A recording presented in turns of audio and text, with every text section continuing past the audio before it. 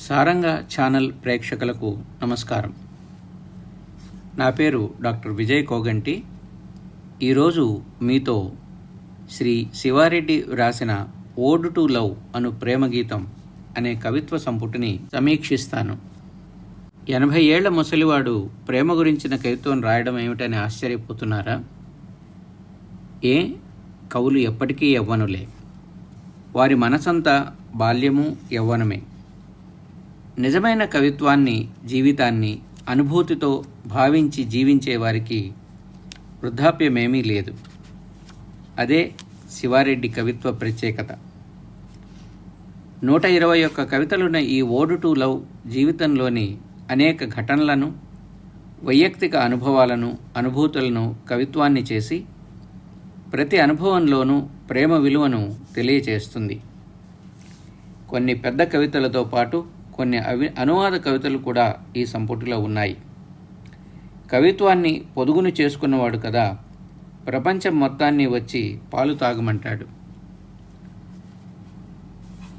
చేయి తిరిగిన ఈ శతాబ్దపు కవి కదా, అలవోకగా అన్నిటినీ కవిత్వమయం చేసేస్తాడు.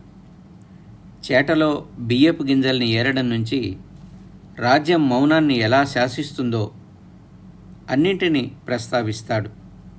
మనిషిలో దాగున్న కంతిరితనాన్ని బయటకు లాగుతాడు. బహుకాలంగా మనుషుల్లో ప్రవహిస్తున్నదేది అని అడుగుతూ ఏదీ సులభంగా లేదు అని తీర్మానిస్తాడు. మట్టి పట్ల, బాల్యం పట్ల, మనుషుల పట్ల, స్త్రీల పట్ల, భాష పట్ల, మాటల పట్ల, ఉరిమే వాక్యాల పట్ల, కవిత్వం పట్ల, చివరికి వృద్ధాప్యం పట్ల కూడా ఉన్న ప్రేమని రంగులు రంగులుగా మనపై కుమ్మరిస్తాడు. ఉరిమినప్పుడో మెరిసినప్పుడో మాత్రమే వాక్యాల్ని పట్టమంటాడు. 1000 స్తంభాల గుడి, 1000 తలల పాము లాంటి వాక్యాల్ని మాత్రమే పట్టమంటాడు. అనేక అనుభవాలు నిన్ను వానలా వచ్చి కుండపోతలా కురిపించమంటాడు.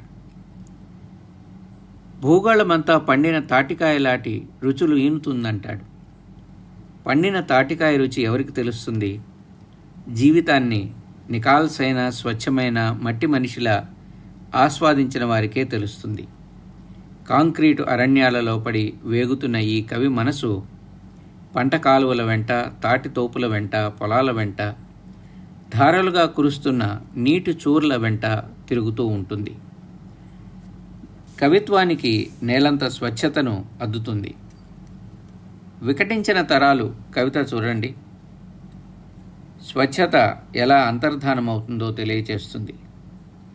చెడిపోయి, బుగిలిపోయి, శిథిలమైన మనుషుల గురించి, మాటలు మరిచిన మనుషుల గురించి, వికృతమైన విశ్వరూపాల గురించి ఆవేదన వ్యక్తపరుస్తుంది.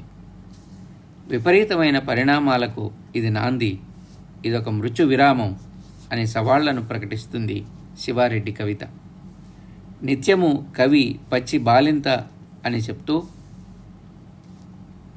రెక్కలున్న పద్యం ఎక్కడికైనా వెళ్తుంది, ఎవరి గుండెలో అయినా చొరబడుతుంది అని ధృవీకరిస్తాడు. స్వచ్ఛమైన మనసుల కోసం, వికటించని ప్రపంచం కోసం, మనుషుల్ని ప్రేమించడం కోసం తుమ్మ చెట్టు నుంచి తుంబంక ఉబ్బికినట్లు మనిషి అనే మాను నుంచి ప్రేమ ఉబకాలి అని పలవరిస్తాడు. తనకిష్టమైన బ్రెజిలియన్ కవి యాంద్రాదే కవితతో మొదలైన ఈ ఓడ్ టు లవ్ కవిత్వ సంపుటి 231 పేజీలతో మనల్ని ప్రతి పేజీలోనూ పలకరిస్తుంది. దీన్ని శ్రీశ్రీ ప్రింటర్స్ వారు వెలువరించారు. తనదైన ఒరవడి, తనదైన భాష, అదే శివారెడ్డి. ఇప్పుడు మీతో కొన్ని ముఖ్యమైన కవితా పంక్తుల్ని కవితల నుంచి మీతో పంచుకుంటాను. ఓడ్ టు లవ్. ప్రేమించే మనుషులున్నంత కాలం ఈ ప్రపంచం ఇలాగే పచ్చపచ్చగా, ఆనందంగా, హాయిగా ఉంటుంది. ఇన్నాళ్ల యాత్ర ఇంత ప్రేమ కోసమేనా? ఇంకేం మిగులుతుంది ప్రేమ తప్ప?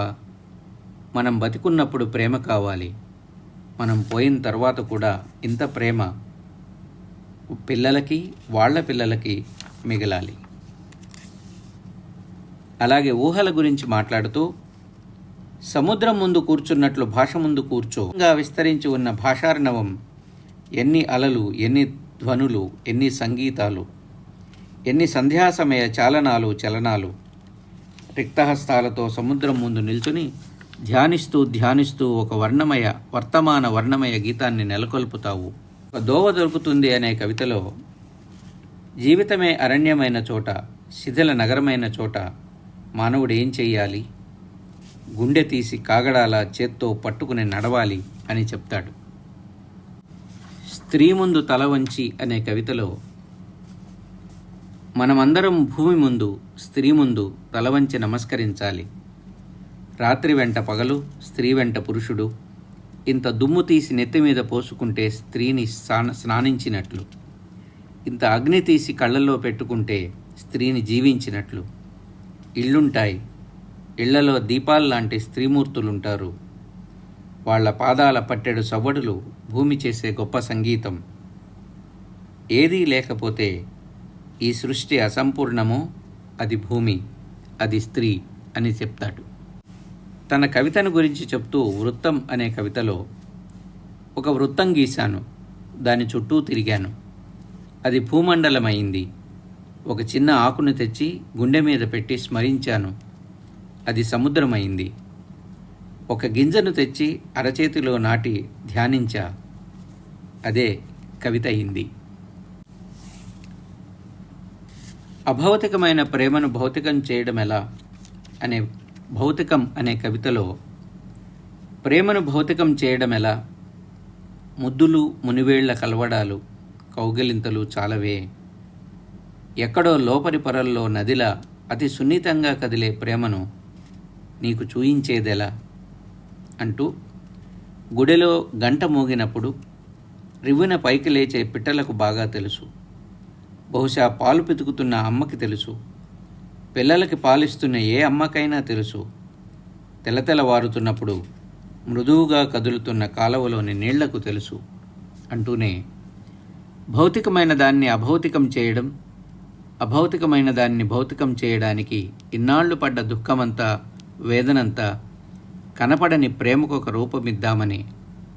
కడిల్లాంటి ప్రేమను ఒడిసి పట్టుకునేదెలా? అత్యంత భవితమైన, సుందరమైన, మృదువైన పాదరసం లాంటి ప్రేమను బంధించేదెలా? కళ్ళ ముందు తృణ కంకణంలా నించోబెట్టేదెలా? చూడండి, ప్రేమలో కర్పూరంలా కరిగిపోతున్న నన్ను ప్రపంచంలో అత్యున్నతమైన శిఖరమెక్కి అరుస్తా. ఇక్కడ ప్రేమ తప్ప ఇంకేమీ లేదని. ఇలా ఈ ఓడ్ టు లవ్ అనే ప్రేమ గీతం అనేక పార్శ్వాలలో మన జీవితాలలో మనం కోల్పోతున్న ప్రేమను గురించి పలవరిస్తుంది. ఈ కవితా సంపుటిని 5 దశాబ్దాల స్నేహానికి గుర్తుగా మిగిలిన శ్రీ సుగంబాబు, శ్రీ దేవిప్రియలకు శివారెడ్డి అంకితం చేశాడు. ధన్యవాదాలు.